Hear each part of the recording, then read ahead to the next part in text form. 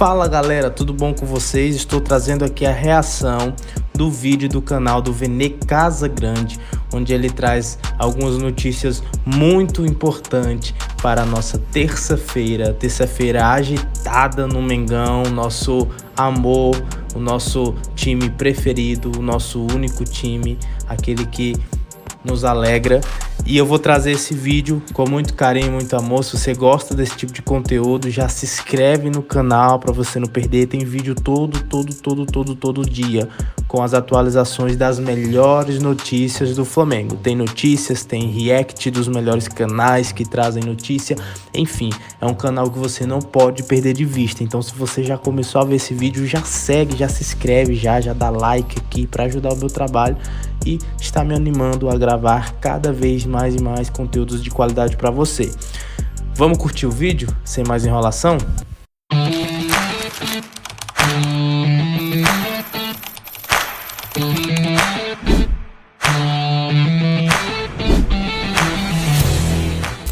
Olá pessoal, mais um vídeo no canal Vene Casagrande, vídeo importante. Nós vamos trazer informações aqui de um time português podendo levar 3 jogadores do Flamengo, 2 zagueiros e 1 atacante. Um atacante, inclusive, está sendo utilizado pelo técnico Tite, e a gente vai falar que atacante é esse. Temos também novidades na negociação do Flamengo pelo meia Claudinho, junto ao Zenit. A gente vai trazer mais informações sobre essa situação. Tem também atualização sobre Paquetá e também uma nova informação da proposta do Palmeiras para Gabigol para ter o atacante a partir de 2025. Isso tudo e muito mais no vídeo de agora. Antes de falar de Flamengo, vamos falar aqui uma informação importante envolvendo John Textor, porque o Ministério Público do Rio de Janeiro opina para que John Textor, dono da SAF do Botafogo, vire réu pelos crimes de calúnia e difamação contra Edinaldo Rodrigues, presidente da CBF. Segundo o promotor, a denúncia de Edinaldo Rodrigues contém a exposição do fato criminoso em todas as suas circunstâncias. Textor foi acionado na justiça após chamar Edinaldo e a CBF de corruptos. Cara, assim, com todo respeito ao Textor, ele não pode passar impune pelo que ele fala e não prova. A partir do momento que ele chama tanto o presidente da CBF quanto a própria CBF de corruptos, ele tem que provar. Porque não dá para você, supondo, você que está aí do outro lado, me assistindo, sei lá, você é advogado, e eu, Vene Casagrande, viro para você, sei lá, você, Carlos, advogado, falo, Carlos, você é um corrupto, você recebe propina para poder defender tal pessoa, tal criminoso. Eu preciso provar isso, correto? Então, o mesmo vale para o John Textor, e ele precisa entender que Brasil não é bagunça, não. Porque ele está saindo, falando um monte de coisa e sem ter prova, cara. Absurdo isso. Então, ele precisa pagar pelo que ele fala, ou pelo menos provar o que ele fala ou o que ele acusa. Falando agora de política do Flamengo, assunto rápido, candidato da situação para a eleição presidencial do Flamengo, Rodrigo Dunsch, se reuniu com o grupo Sinergia Rubro-Negra nessa terça-feira para falar sobre as ideias dele, as melhorias para o Flamengo no próximo triênio, caso ele ganhe a eleição. Lembrando que o Rodrigo Dunsch é o candidato da situação, ou seja, ele vai ser apoiado pelo atual mandatário Rodolfo Landim, e nesse encontro o Rodrigo Dunsch garantiu ser contra a SAF no Flamengo, porque existe muito esse argumento de que o Dunsch é apoiado por Landim e vai ser a favor da SAF. Enfim, é um discurso muito da oposição também. Então, fica aí só o registro. Vamos falar agora de campo e bola. Bruno Henrique está fora do jogo contra o Fortaleza nessa quinta-feira com uma entorse séria. Ele ainda sente muitas dores no tornozelo. Inclusive, é dúvida para o outro jogo, que só vai ser apenas no dia 20 contra o Criciúma, lá em Brasília. Ele não tem presença confirmada nesse duelo. E o seu substituto imediato, ou até mesmo titular da posição, Everton Cebolinha, continua fora também do Flamengo, não encara o Fortaleza. Por exemplo, nessa terça-feira ele não treinou com os demais companheiros, ele fez um trabalho de transição, campo e bola no campo, obviamente, e está fora do jogo. A previsão é que ele volte a treinar com os demais jogadores na sexta-feira, ou seja, para ficar à disposição para o outro duelo, que eu repito, será apenas no dia 20, no final de semana que vem, lá em Brasília. O Flamengo vai mandar esse jogo lá no Mané Garrincha, em Brasília. Então, Fica a dúvida de quem o Tite vai colocar ali na posição desses dois atletas, os dois jogadores da posição lesionados. Eu, particularmente, daria uma chance ao Matheus Gonçalves, que entrou bem nos minutos finais do último jogo contra o Cuiabá, justamente nessa posição, ponta esquerda, aberto pela ponta. E é digamos, uma função que o Matheus Gonçalves está acostumado a fazer. E você aí do outro lado, colocaria quem? Vitor Hugo? Lohan? O que vocês fariam no time do Flamengo na ausência de Bruno Henrique e Cebolinha? Podem comentar à vontade. Vamos falar agora de mercado da bola, porque o Leixões de Portugal está próximo de contratar aí 3 jogadores do Flamengo, sendo um deles em definitivo, não, na verdade 2 em definitivo e 1 por empréstimo. Vamos lá, o Noga é um desses jogadores, ele já está emprestado ao Leixões. O Leixões avisou ao Flamengo que quer exercer a opção de compra de 375 mil euros por 50%. Isso dá 2,2 milhões de reais na cotação de hoje por 50%, e o Flamengo mantém 50% do zagueiro Noga. Outro jogador que o Leixões quer também é zagueiro, é o Diegão, destaque do Sub-20. Esse seria por empréstimo. E o outro jogador que o Leixões está muito próximo de contratar de maneira definitiva é o atacante Verton, que inclusive vem sendo utilizado pelo técnico Tite aí nas últimas partidas. Na verdade, ele entrou 2 vezes com o Tite nos últimos 2 jogos.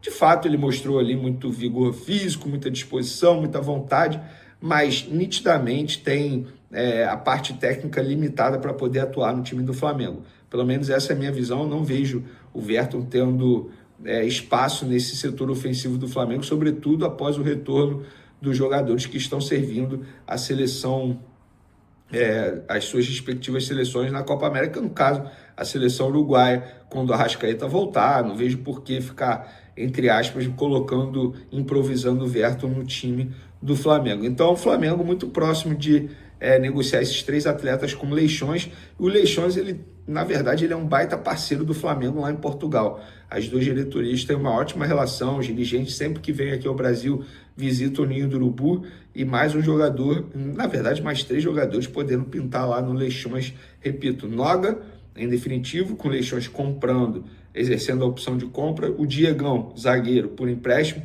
e o Verton, em definitivo. Eu esqueci de falar o valor do Verton, 1 milhão de euros. Isso dá em torno aí de 6 milhões de reais por 70% dos direitos econômicos, e o Flamengo mantendo 30% dos direitos econômicos. Vocês vão se recordar que o Verton quase foi para o Santa Clara, também de Portugal. Em cima da hora, o Landim não assinou, e muita gente mencionou que foi pelo fato do valor ser baixo, a repercussão negativa. Não foi, não. É porque o Flamengo tinha uma outra proposta do Chipre, tá? Pelo jogador, o jogador não quis. Para o Flamengo era uma proposta muito mais vantajosa. O jogador falou, não, quero ir para o Santa Clara. Aí o Flamengo virou e falou, beleza, você não vai para o Chipre, mas também você não vai para o Santa Clara, você vai ficar aqui no Flamengo. Recentemente ele teve o contrato renovado, mas a gente sabia que essa renovação de contrato era apenas para o Flamengo não perder o jogador de graça, entre aspas. Vamos falar agora de Claudinho, informação que a gente trouxe mais cedo lá no SBT Sport Rio, que o Zenit assinou de maneira positiva para fazer uma negociação com o Flamengo. O que isso quer dizer? Que o Zenit quer vender o Claudinho. Óbvio que precisa chegar a um acordo com questões financeiras, mas antes, nas outras janelas, quando o Flamengo tentou o Claudinho, o Zenit não queria nem papo. Falou, olha, não adianta, eu não quero vender o Claudinho, esquece, é nosso principal jogador. Agora, nessa janela, o Zenit já assume, digamos assim, que topa vender o Claudinho, mas existe ainda aquela conversa, aquela negociação para chegar a um acordo em relação ao valor da venda. O Flamengo acena aí com uma proposta de 15 milhões de euros, podendo chegar a 17 através de metas. 17 milhões de euros hoje dá em torno de 99 milhões de reais pela cotação do dia. Então o Flamengo vai conversar com o Claudinho, já tem um acordo, Flamengo e Claudinho já tem um acordo verbal, questão de tempo de contrato, salário. O Claudinho topa jogar no Flamengo. Conversei, repito, com pessoas da família do jogador que garantiram isso, que depende apenas do Zenit. Aí muita gente vai falar, só depende do Zenit. Gente, antes o Zenit não queria nem conversar, agora topa conversar e topa vender o jogador ao Flamengo. Óbvio, não vai cobrar barato. Estamos falando de um jogador extremamente importante e valorizado no mercado da bola. Mas a gente sabe que o Flamengo está muito disposto de fazer contratações de peso para poder ganhar títulos ainda nessa temporada, até porque é um ano eleitoral. E aí muita gente vai me perguntar, pô, beleza, quer o Claudinho, quer o Paquetá. Em relação ao Paquetá agora, tudo travado, o Flamengo não vai fazer mais nenhum movimento.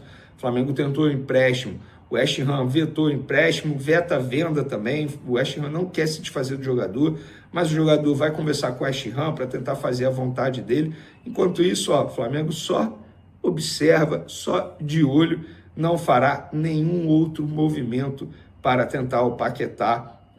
Digamos que o Flamengo está muito mais focado no Claudinho do que no Paquetá nesse momento.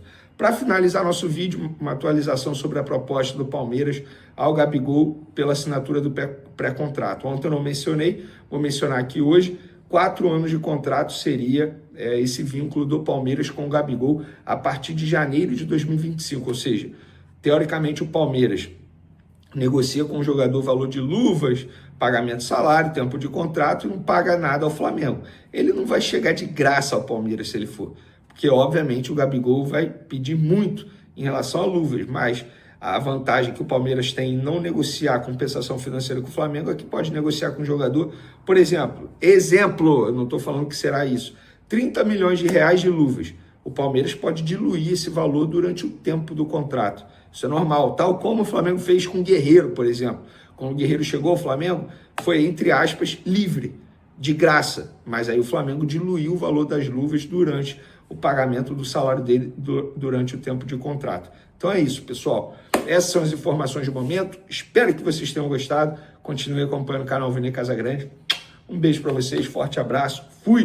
Então é isso, galera, espero que vocês tenham gostado do vídeo. Se você quer valorizar o meu trabalho de estar trazendo um vídeo desse para você todos os dias, com notícias como essa todos os dias reagindo, se inscreve no canal, compartilha esse vídeo, curte, me acompanha que eu estarei postando todos os dias. É isso, boa semana para você e até mais.